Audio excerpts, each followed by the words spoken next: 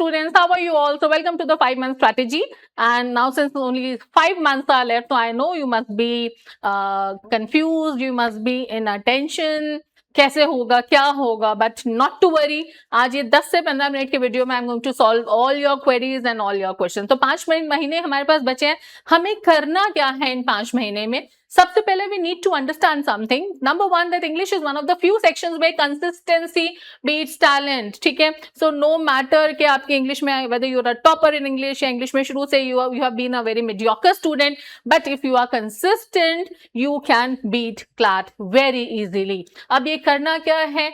Simple सी technique आपको इस video में बता रही हूँ. You just have to give 80 focused minute every day. आपको सिर्फ और सिर्फ 1 घंटा 10 मिनट देना है. You just have to give 80 minutes. अब इन 80 मिनट्स में क्या करना है, कैसे करना है, that is what the video is all about, and that is going to greatly immensely help you out with your English section. So you just have to give 80 minutes of focused, 80 focused minutes can create the difference between an average score and a top rank.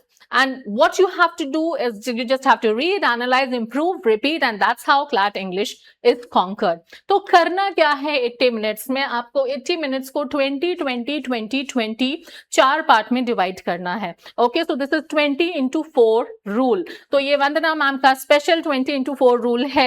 आज से इसको follow करना शुरू कर दो और 1 महीने बाद मुझे प्लीज इसी वीडियो में आके कमेंट करके जरूर बताना वेदर इट वॉज हेल्पफुल और नॉट. ठीक है, सो 20-20-20-20 का रूल क्या है? Let me explain you that. First 20 minutes you are going to do the editorial reading. ठीक है, so first 20 minutes you will do the editorial reading. Second 20 minutes you will do the passage practice. Next 20 minutes you will do the error analysis. And the last 20 minutes you will do the vocabulary building. अब ये सारी चीजें कैसे करनी है? Let me tell you that. पहले जो 20 minute हैं उसमें आपको एडिटोरियल रीडिंग करनी है. Please don't be a passive learner when it comes to CLAT. Okay, you're not supposed to just read and that's done. ठीक है, क्योंकि आपका टास्क है 20 मिनट्स आपको रीडिंग करनी है, सिर्फ पढ़ा और खत्म. No, it's not just that. ठीक है, 20 मिनट्स में आप एक पैसेज लोगे, 1 passage is enough, but make sure that after reading that passage you have to make sure of these things. These are the most important things. सबसे पहले उस passage का टॉपिक, आप जो भी whatever article you have picked out, ठीक है, make sure that you write the topic. ठीक है, note down, you note down the central idea of that topic, of that passage, you note down the author's tone, you note down the key argument, all the new words that you come across in that passage, along with the context and conclusion. Of course, your opinion in one line that whether you agree to this or you do not agree to this. अब ये जो reading का, editorial reading का जो formula है, this really immensely help. क्यों help करता है? बिकॉज नंबर 1, इससे आप हाई क्वालिटी रीडिंग स्पीड आप डेवलप करते हो. ठीक है, कॉम्प्रिहेंशन जो है वो आप समझ, you start understanding the comprehensions.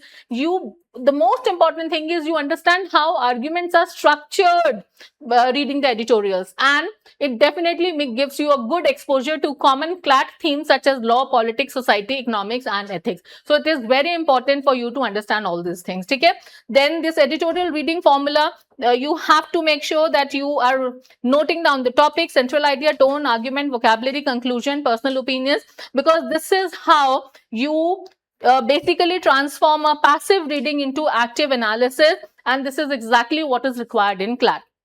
So पहले 20 मिनट्स में आपको एडिटोरियल पढ़ के ये सारी चीजें नोट डाउन करनी है. नेक्स्ट 20 मिनट्स में आपको कोई भी 3 पैसेजेस करने हैं. ठीक है, 3 passages you can take from your mocks, 3 passages you can take from the modules, you can take from anywhere, the source can be anything, but make sure that you are doing at least 3 passages with the timer, and you are solving all the questions of those 3 passages. ठीक है, so solve at least 3 CLAT level reading comprehension passages.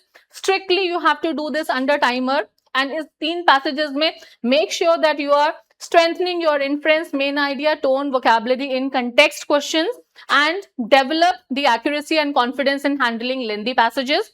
Definitely by doing this you are training your brain to extract maximum information in minimum time. तो पहले 20 minute में आपने editorial read कर लिए. Next 20 minutes में आपको 3 पैसेजेस करने हैं. 3 पैसेज में आपके वैरायटी ऑफ क्वेश्चंस कवर हो जाएंगे, चाहे वो इन्फरेंस हो, चाहे वो टोन्स हो, चाहे वो लिटरेरी डिवाइसेस हो, चाहे वो वोकैबुलरी हो.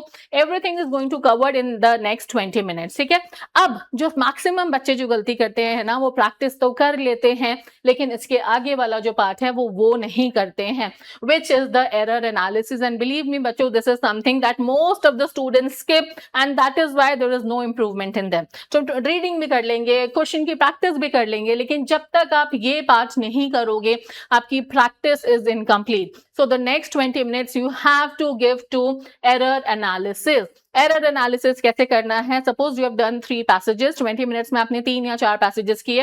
Whatever questions you are going wrong, you have to do the analysis of those questions. ठीक है, you have to review every wrong and doubtful question. Number 1, you have to identify the recurring mistakes and the weak area. This is the most important thing, which is the milestone. I would say that this is a basic thing that, you know, this is a stumbling block. I would say, not a milestone, sorry. This is a stumbling block that, you know, that prevents the students from achieving a good score.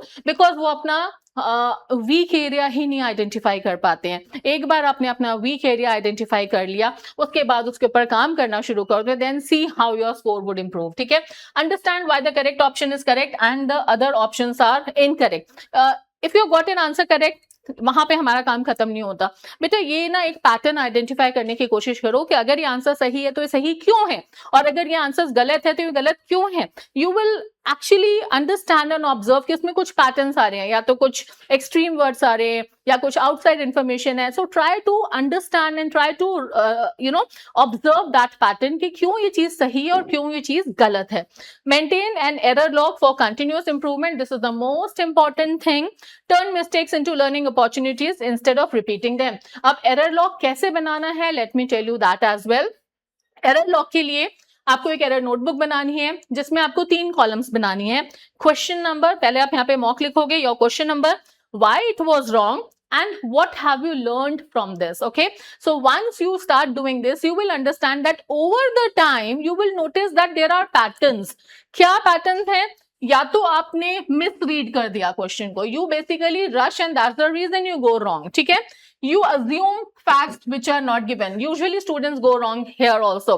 Fact दिया नहीं है लेकिन सिर्फ ये आपने assume कर लिया. Generally ऐसा होता है. ठीक है, यू मिस द कीवर्ड्स, आपने एक्सेप्ट नहीं पढ़ा, आपने नॉट नहीं पढ़ा, वहां पे भी बच्चों का प्रॉब्लम हो जाती है. ठीक है, so this you just have to identify these thing कि कहाँ पे whether are you missing the keywords, you are assuming something, और you did not understand the passage ही समझ नहीं आया, आपने रश कर दिया, टाइम मैनेजमेंट था, लास्ट वाला पैसेज बच गया था एंड टाइम नहीं था इसलिए सिर्फ तुक्के लगा दिए. So you just have to identify कि why you are going wrong, where you are going wrong, you have to identify that. Okay, so you have to write the question number, why it is wrong, and what is the lesson learned. That is the most important thing that you have to do. Last, finally, जो 20 minutes आपको देने हैं वो आपको देने हैं vocabulary building पर, which is again a most important part. ठीक है, vocabulary के direct questions नहीं आते हैं, but vocabulary, contextual vocabulary is something that is very important, so you have to focus on that as well. आपको कैसे करना है vocabulary? Let me tell you that. Learn word through context rather than rote memorization. ठीक है, आपको इधर कर देना.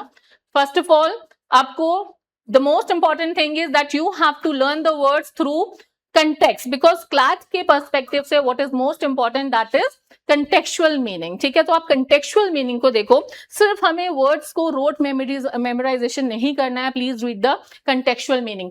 Second, record meaning, not just the meaning, you have to record the synonym, antonym and example sentences as well. अब सिर्फ लिखने से काम नहीं होगा.